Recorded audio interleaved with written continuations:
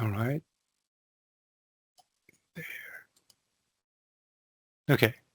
So I'm going to start from the Kane Smart worksheets. This one. We have five columns. So we're going to first thing right here, number 2 says create an Excel table. Okay, so Excel table is just kind of a table within the table. And you're going to go to insert to create an Excel table.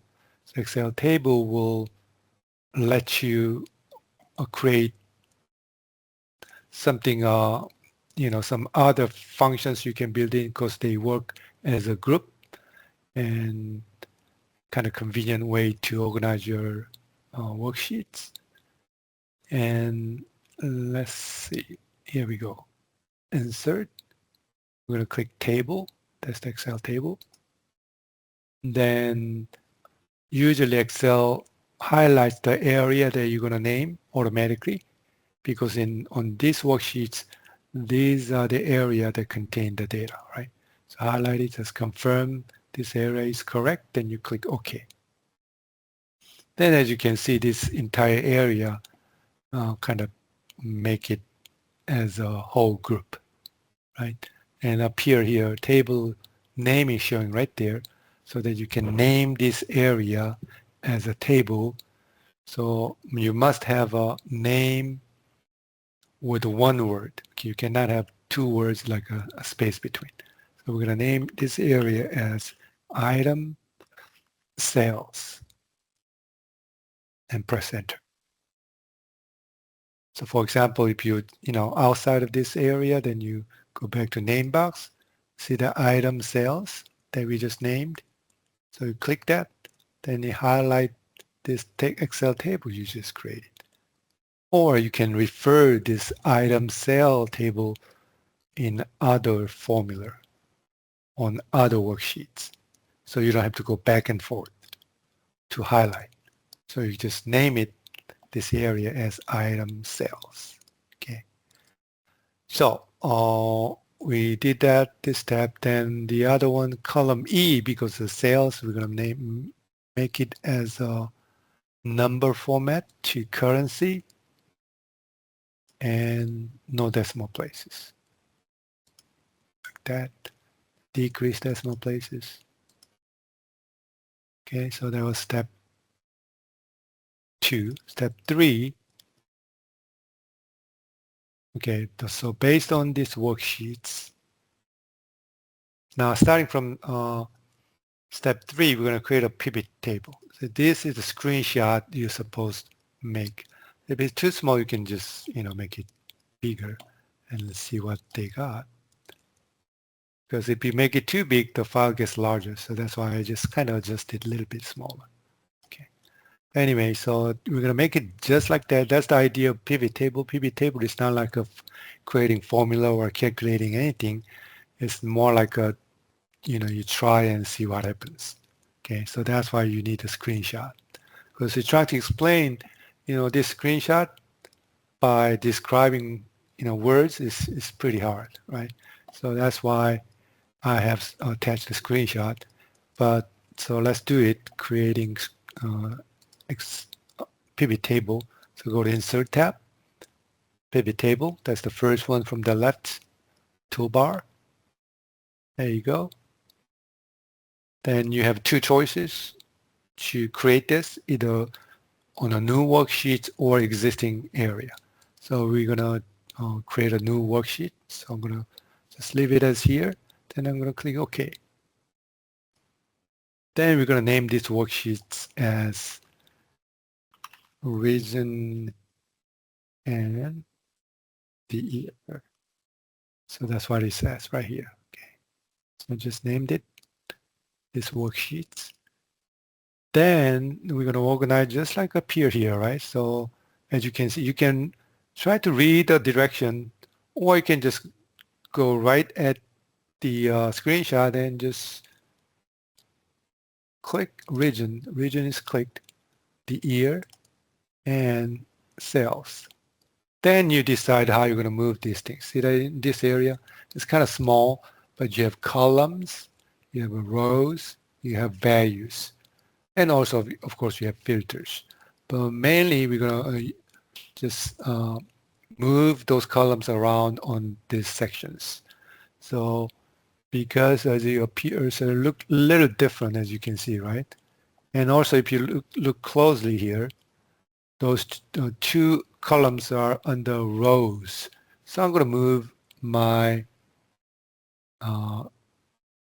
ear to rows and top of this region. So there's more like it, right?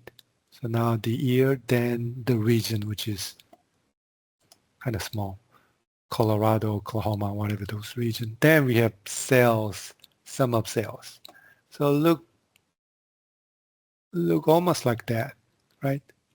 Except the chart. So that's the idea of creating pivot table, okay? Then you're gonna, just where it is necessary. You can add more filters if you want it. Like you can add a filter to, by using month, for example, here. So month can be filtered. See that? So whatever month you want to select, then click OK. And it'll appear all those numbers for the month of January.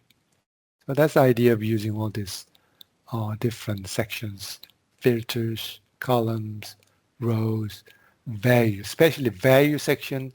That's the area that you're going to create those numbers by calculating sum, average, count, all those things. Okay.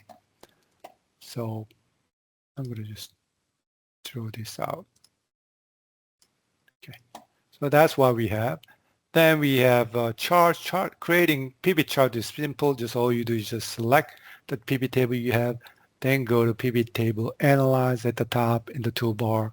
Then you're going to click pivot chart right here. Then you have different type of chart. And as you can see, there's the line chart. So I'm going to select line, then click OK. There's your pivot chart based on pivot table. So if you have any questions, just stop me.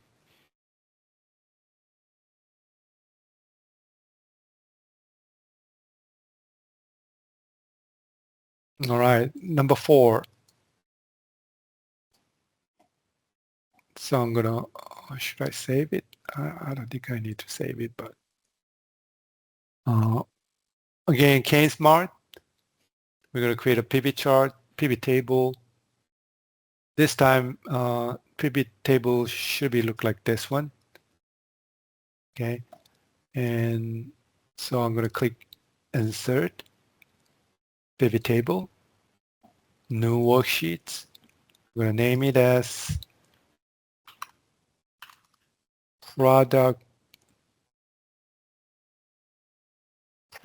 Group Stats. Okay, and see what is selected here. So I'm going to make it a little bit larger for this. Okay, so as you can see, product group is selected. So I'm going to select product group, the year, and sales. Then I'm going to look at this main area. So how this here, I think it's a little bit too big. Okay, the year stays right there. So I'm going to move this to column section. Then product group appears in the row. So where's, I'm going to just drag it there. Does it close? Yeah, it's closed, except we have one more item, average of sale. So we have sum of sale, right? So we have one sale appear on the value section. So you want an average of sale, which is same amount, same field. You can still drag it once more so that you can use it as an average. So I'm going to click sale, drag it over right here so that right below we have sum of sales up here. You can always change the calculation by click that item. Then I'm going to click value field settings, this one. then I'm going to make it average instead. Okay. Then I'm going to change my label because label doesn't sounds good. So average of sale. Yeah, that's better. Then I'm going to click OK. Or if you want to do further in terms of number format, like a currency with a decimal places, that's something you can do under number format, this button. Okay. So you can list all kinds of different numbers. It can be accounting, date, time, percentage, and all that. Okay. So right here, number format. All right. So we have that. So it's pretty close to screenshot, right? We have a product group and then the year across, then total and average. Okay. Any question?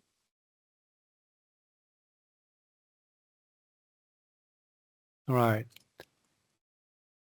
So that's pivot tables you're going to expect. Okay, based on the screenshot, you're going to make it just like that. And round up. So we're going to go to round up worksheets right here. So this is those three functions appeared in module 7, COUNTIF, SUMIF, AVERAGEIF. Okay, so if you look at the CANSMART, this is based on CANSMART. So these are the product group, housewares, gardening, electronics, whatever those product group. We trying to find the sum of housewares, trying to find the average sale of housewares. We're trying to count number of housewares. So that's what we're trying to do using SUMIF, AVERAGEIF, COUNTIF. Okay, so that's the idea. So we need to go back and forth between roundup and CANSMART. Okay, so here we go. Total amount of sale using SUMIF. SUMIF. Then I'm going to go back to CANSMART because that's where all those housewares are listed. So I'm going to select the product group, entire product group, which is column A. So I'm going to just click at the top. So I don't have to highlight A2 through a whatever 1000, right? So I just select entire column A, comma. Then I need to select the specific product group. In this case, houseware, or you can type it in. So I'd rather just click A2 so I don't have to type housewares, right? Because cell A2 contains housewares. And that's it. 0. Oops, I made a mistake.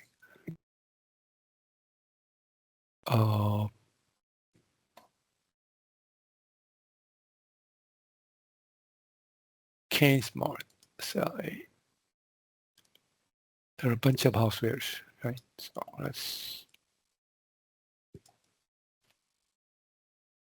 Oh, this is SUMIF. I was thinking COUNTIF. Okay. So because the SUMIF, yeah, that's right. There you need to select that housewares.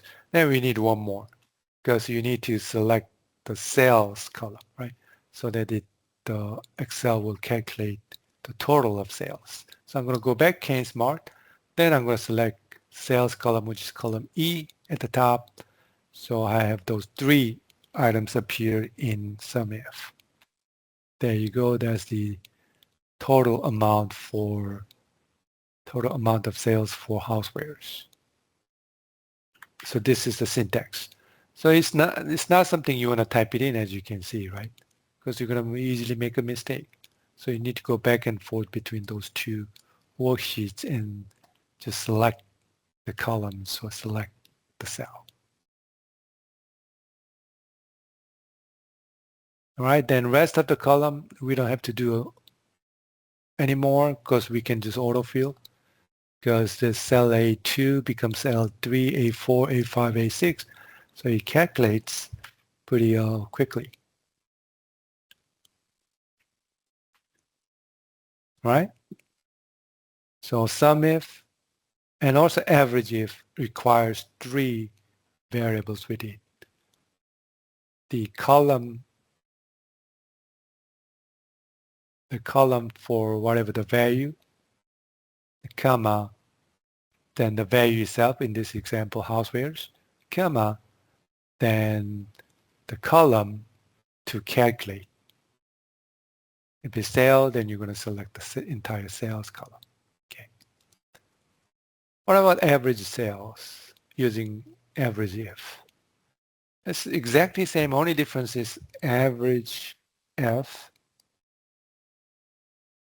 Then I'm going to go back to again column A selected, then back to round up, select housewares, comma, go back to again Smart, select column E there,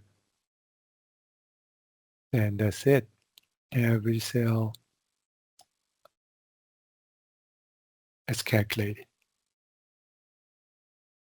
So only difference, as you can see, is the function name.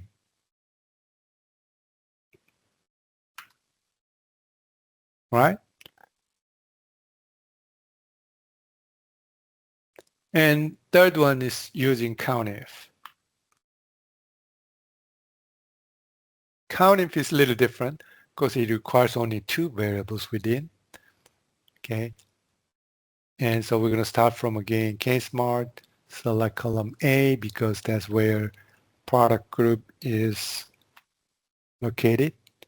Then I'm going to go back, we're going to go back to roundup, select the value that you're trying to retrieve, which is houseware. And that's it. Because you don't have anything to add or find the average. Well, basically it just count number of housewares. Okay. Then rest of column just autofill. There you go. So that's it. So this is a pretty convenient way to organize your data, right? So you don't have to go here and find all this thing, because you should do sum for all of this individually. Same thing, region, even month, and also you need to do sum and count additionally. So if you just use this sum if, average if, count if, is much quicker. All right. Next, tab 7. This time we're going to go to association. Here we go. So this worksheet contains student ID, name, age, post-secondary, which is after high school, base rate.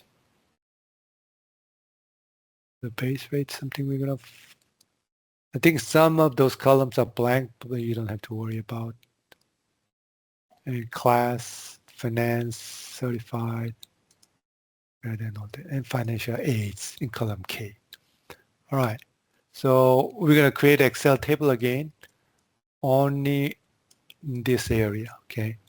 Not including all this other stuff on the right side, okay? So you can highlight, but you don't have to create Excel table. Go to insert, table. Just make sure this area is the correct, A1 through K31. It says J31, but I think it should be K31. That's typo. So you need to include all the way to K31, okay? Because this financial aid is the part of the data. Then click OK. All right. And we're going to name it, again, this table as student group. One word. And press enter. Then go back to name box. This is the name box. It will list all those names you created. So we create Excel table, name it item sales before. We just created student group. It's another Excel table. So step 8, go to, here we go, cell E2. Now we're going to use a H lookup, not V lookup this time, okay? Why? Because here's the lookup table we're going to use. So this lookup table is organized horizontally, not vertically. Right? You usually have a vertical table for the VLOOKUP, but this one, as you can see, horizontally, organized. So that's why we're going to use the H lookup. Okay. So before we enter H lookup, we're going to again name this area, which is N13 to R14. That's what it says, right? And we're going to name this area as rate table. So I'm going to go to my name box, type rate table, and press enter. One word. One word. There you go. So the reason we are using this again, this name in this example, so we don't have to use like N13 R whatever name, right? We can just refer as a rate table instead of this area. So that's what we are doing here. Okay, so we're going to go back to E2. So we're going to enter HLOOKUP. HLOOKUP. So what we are trying to do here is using this post-secondary years, which is D2, and based on this post-secondary years, then base rate can be different, right? As you can see, 0 to 1, that's 15. And next area, 15.25 base rate. And above 8, you're going to get 17.5 base rate to calculate financial aid, I believe. Okay, so that's the idea of this HLOOKUP. So I'm going to select D2, comma, then the name of table, the name of area we just created, which is rate table. So I'm trying to type in rate. Then as you can see, when I try to type rate table, it shows all those words starting with R, A, whatever. So I'm going to just double click rather than type all the way. So there's my rate table as a lookup range. Then the next variable we're going to enter is row number. So we have 2 rows. At the top, that's the first row. Next, right below, there's a second row. We have only 2 rows. So the row we're going to return is second row. So I'm going to type number 2. Then at the end, just like we have done for VLOOKUP, true or false. So in this case, what's going to be? True or false? Anybody?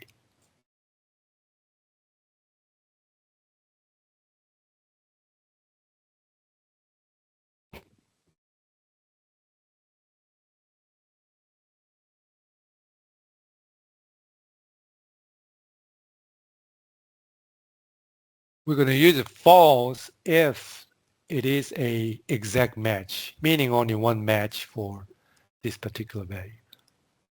Or we can use true if matching value can be varied. For example, a range of those numbers can fall into like a grade A. To make a grade A, it can be 90, 91, 92, different multiple values, right? So that's true case. If there's only one can be, returned, then there'll be false. So what's going to be true or false? Anybody? It'll be true. All right, thank you. It'll be true. There you go. So right there, as you can see, that's the syntax of this HLOOKUP, exactly as the VLOOKUP. Only difference is just H instead of V, because our lookup table is organized horizontally, right? So because again, the range we are looking at, see that between 2 and 5, there's a 3 and 4, right? Same thing. Above 8, there's a multiple way to fall into this base rate. So that's why this is true. Okay. So that's our H lookup. And one thing, this cell reference is kind of complex, right? It's kind of hard to memorize anything, right? Because there's a column name, but that's what they call structural reference. Anytime you create a Excel table, that's kind of downside of creating Excel table. They make it, those cell reference kind of complicated. It's a very long cell reference name, right? All right. But sometimes people like it, but it will depend. So let's move on. Step 9. Okay, so based on this worksheets, we're going to create a pivot chart, save the pivot charts. Okay, here we go. Here's the pivot chart worksheets. We're going to create a, here we go. We're going to create pivot table and pivot charts. Then here we go, slicers right below. So that's what we're going to work on. Okay, how? So let's follow the direction. So starting from association, we're going to create a pivot table, pivot chart. It's the same. I think it can be a little bit more clear what to do, but I was not sure this is the better way. I mean, this is the way to explain, because that's how actually the textbook explained to create pivot table and pivot chart. Okay. But hopefully I can make it more clear when it comes to the tests. So what I'm going to do is to go to insert. Then if you go, you can create a pivot table, then create a chart additionally. Or you can go to pivot chart and you see that pivot chart and pivot table together. So you can choose this. I think this can be done too. So on the pivot chart, click pivot chart and pivot table. Okay. Then again, this is existing worksheet because we're going to put it under pivot chart worksheets. So I'm going to click existing worksheets. Then I'm going to select pivot chart onto the top, I guess, cell A1 and click OK. So this is the pivot table. This is pivot charts. But we haven't selected any columns yet. Okay, so that's what we're going to work on. So again, looking at pivot, the screenshot right here. Looking at screenshot, and we're going to make it just like that. So I'm going to select age, class, elected,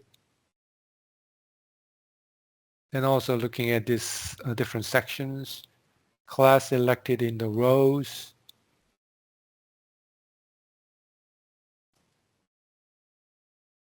then in the value section we have average of age and count of student ID. So it looks like we're going to drag student ID and put it into values.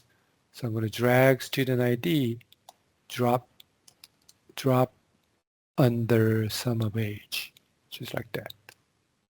Actually, it's not sum, right? Average of age. So I'm going to go to sum of age and change it to average. Okay, let's compare. I think it's more like it, right?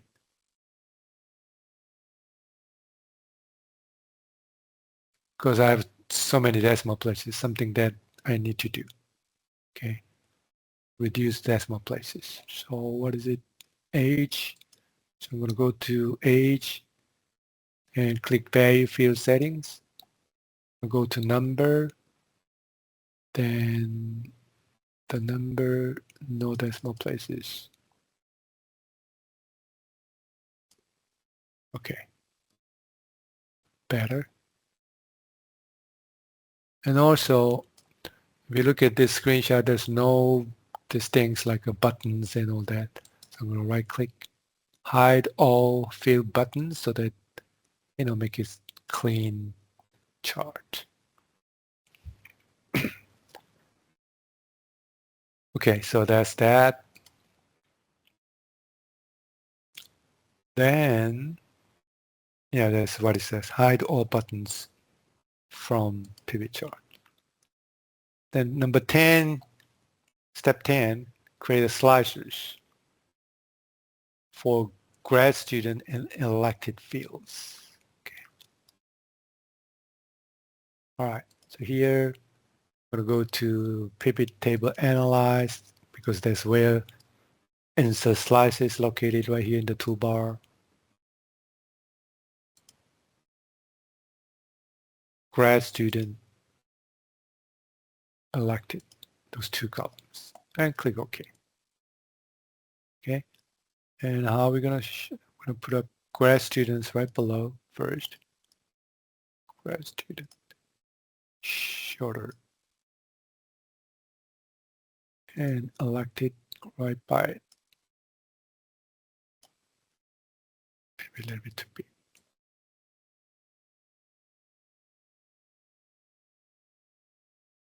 Something like that. I think I need to adjust a little bit better, but you get the idea.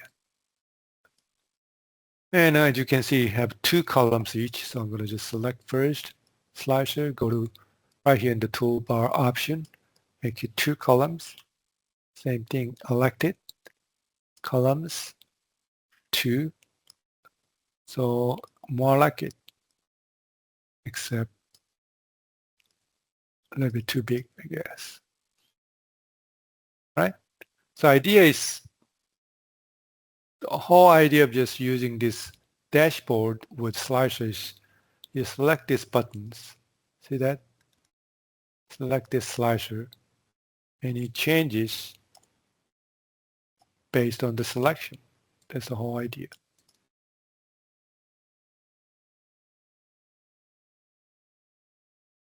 And you're going to clear the filter once you're done. Okay. All right. So we have that slicer. It looks like this screenshot, which is good. So that's up to step 10. Step 11, actually step 11 is kind of repeated. For some reason, I don't know why I have kind of conflict. Because what it's saying is in the association that we just did it here, create another Excel table in the same area, which is no good. So I must have copied in different versions of test into one. So that's why I think it's a little mixed up. So step 11 should not be there. Okay. And step 12,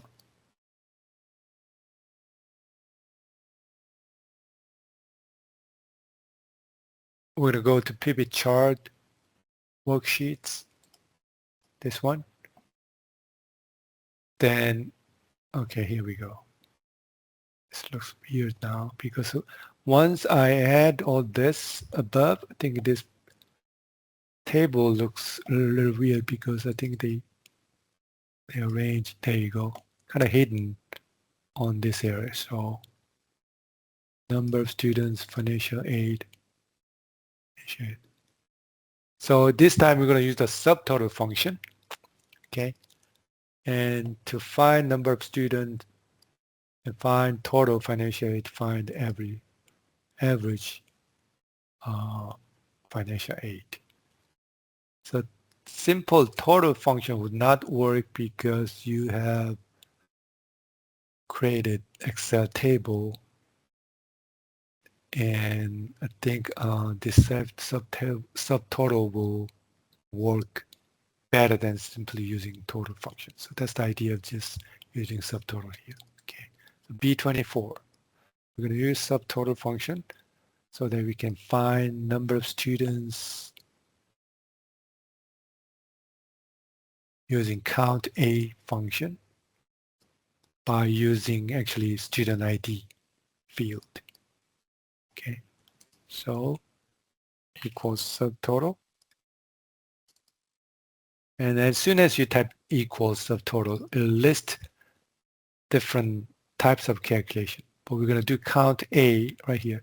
Count A function will count only those cells containing value.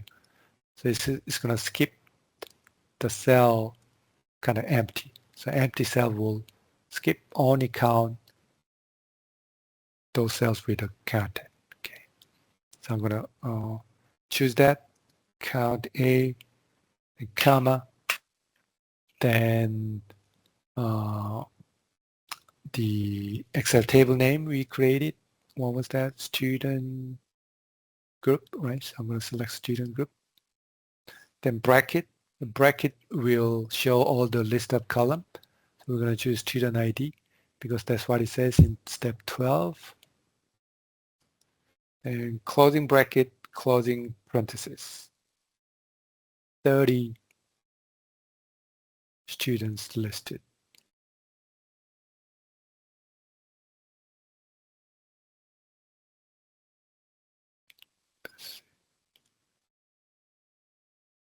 Okay.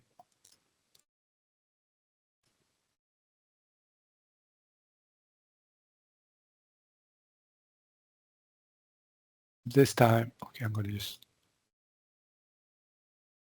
I think it changes the shape. So next one, what is it? There you go. We're going to use subtotal for sum of financial aid, right?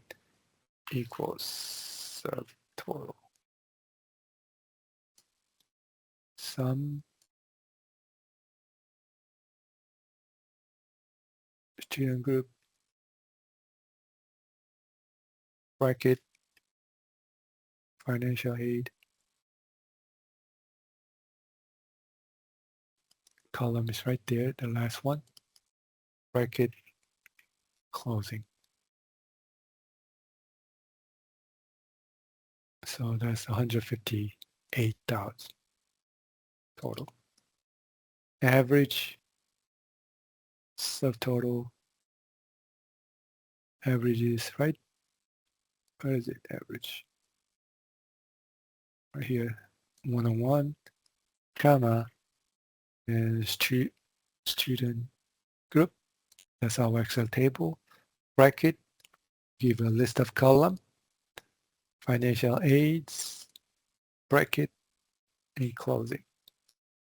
And the financial aids average is 4,888. So again, idea of using this is just test this slicers, right? Grad students, yes. And elected, yes. So you see that all those number changes as well as chart. I think the downside is just, I don't know why this becomes, make it kind of cramped here. So there you go. That's our function in subtotal.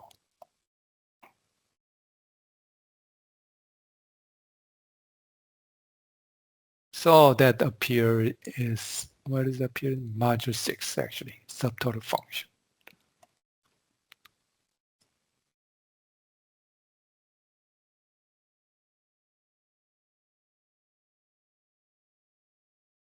Okay, let's see whether you have a question. All right. Is that it? I think that's it for these worksheets and this, I mean, the data file, the first file. Any questions?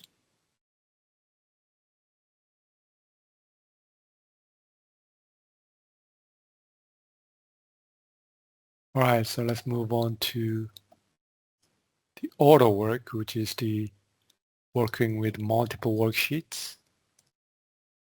So I'm going to open up auto.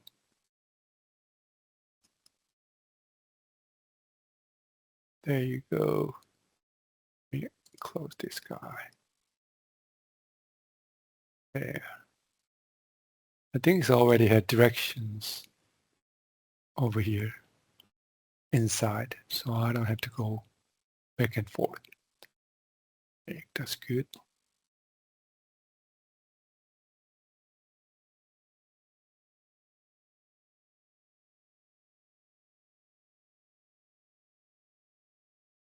Okay, so what we have is summary worksheets, kind of a summarize worksheets for those January to December. We have 12 worksheets, look exactly same in terms of format. Okay. Then we're gonna just consolidate those numbers onto, this area. So that's the idea. A percentage change we need to calculate, I believe. Okay. Because that's amount change divided by 2015. That's the percent change. Okay. So let's work on individual worksheet, which is January to December. So it's kind of small font. So rather than doing 12 different times, we're going to group them. So that's the idea of these worksheets. This problem. Work with the grouping and ungrouping. So I'm going to group by click January and press Shift and hold it on your keyboard. Then I'm going to click December. So January to December are selected at the same time. Okay. Then I'm going to work on those total first across, which is row 11. Now let's do D5. Okay. Amount changed. Okay. D5, which is changed from 2016 to 2015 to 2016, which will be 2016 minus 2015, right? Then I'm going to just autofill. Then percent change, meaning what's the percentage of this number, this amount change based on 2015 numbers. So that's percent change. So take D5 divided by B5. That'll give us percent change. Let's make it percent form, percent style, and 2 decimal places. Okay. And autofill. Okay. And total revenue, row 11, using sum of those numbers above, B5 through B10. And across, autofill, but not the percent. You don't want to add all those sums. You still have to calculate it based on this number, which is T11 divided by B11. Okay.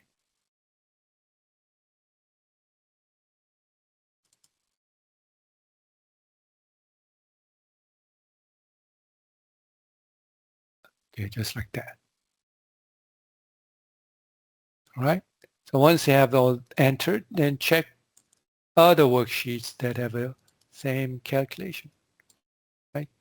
So that's the idea of using grouping those worksheets and just do it at once. All right. Once you're done with this grouping and enter all that, then you ungroup them by right-click, click ungroup sheets, or you can click outside of this grouping. So I'm going to just click summary, then the grouping is released. Okay. So next thing we're going to do is we're going to consolidate all this number onto this area. Okay. The way we're going to do is use the sum function. Then you need to group January to December and back and forth. Okay. So we're going to use the sum function. Sum of, so as soon as you enter equals some opening parenthesis, then you're going to click January, then press Shift and hold it. Then you're going to click December. So that January to December are selected as a group. Then you're going to click B5, which is the first number that we're going to consolidate, right? So you're going to click B5. And look at the formula bar. In the formula bar, you have some January to December worksheets, then B5 that appear. That's what you want to do, and press enter. There you go. That's the whole number added up across those 12 worksheets. Here we go, syntax. So it's, well, you can type it in. Of course, you can go back and forth, type it in just like this. If you don't make a mistake, right? Which is okay, but if you do so many times, you're going to make a mistake. So that's why you want to go back and forth, using keyboard.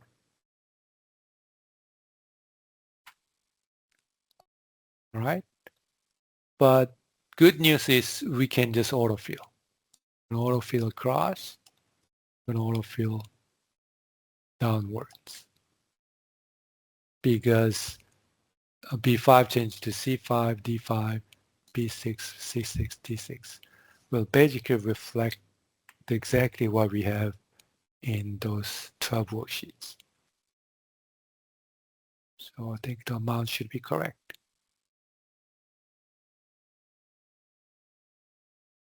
Then the rest of them, let's see, I think, well, we could have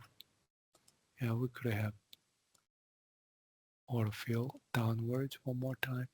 But remember, percentage change we need to calculate. Because if you add up, then it'll be really big number instead of, actual calculation.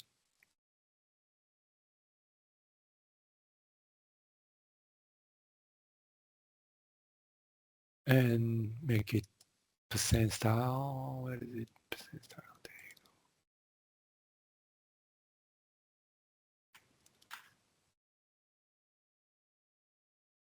So there you go.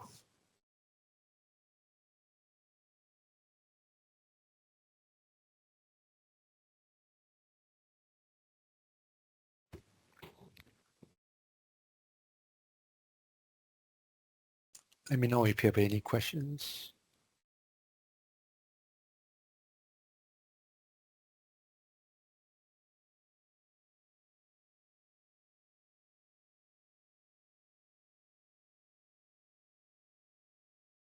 We check whether we covered all. I think it doesn't show sorting and filter.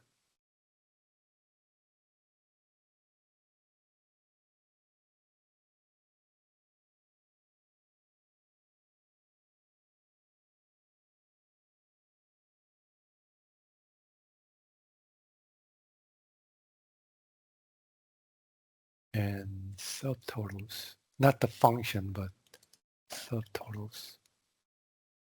Show you subtotals.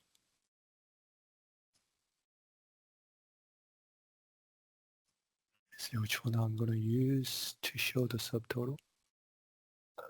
Okay, I think this is a good example of showing subtotal, not the formula, but the actually adding subtotal number to worksheets. For example, here you have different regions like Colorado, different states, Oklahoma and all that. So let's say you want to add subtotal for Colorado, Oklahoma, and Utah, whatever.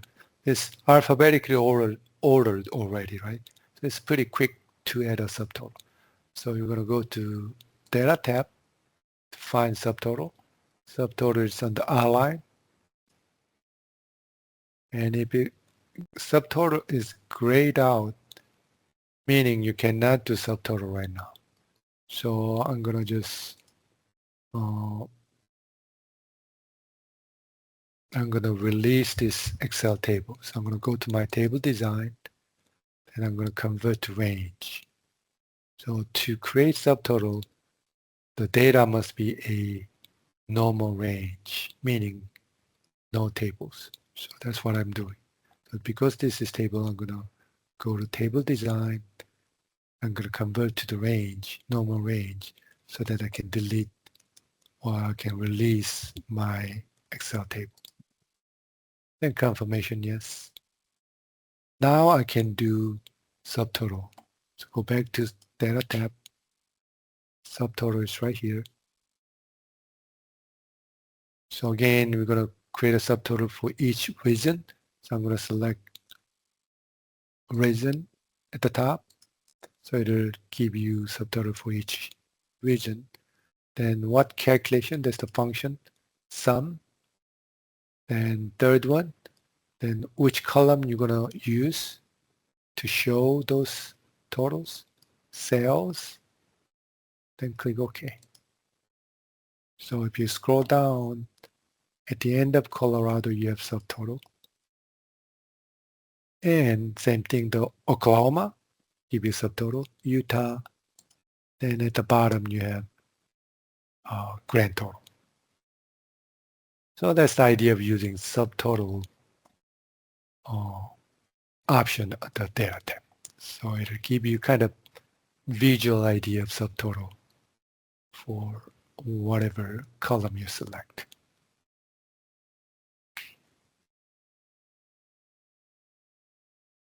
All right.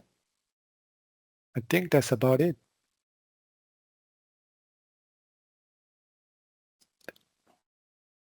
Anybody questions?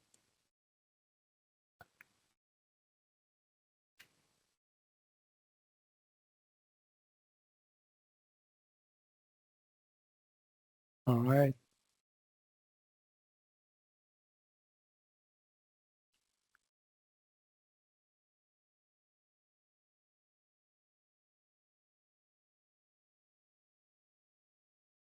Okay, and good luck. And I'm going to update the remaining grades as soon as possible. So if you see any oversight and any issues, let me know. Okay, thank you. All right. We'll see you hopefully next time.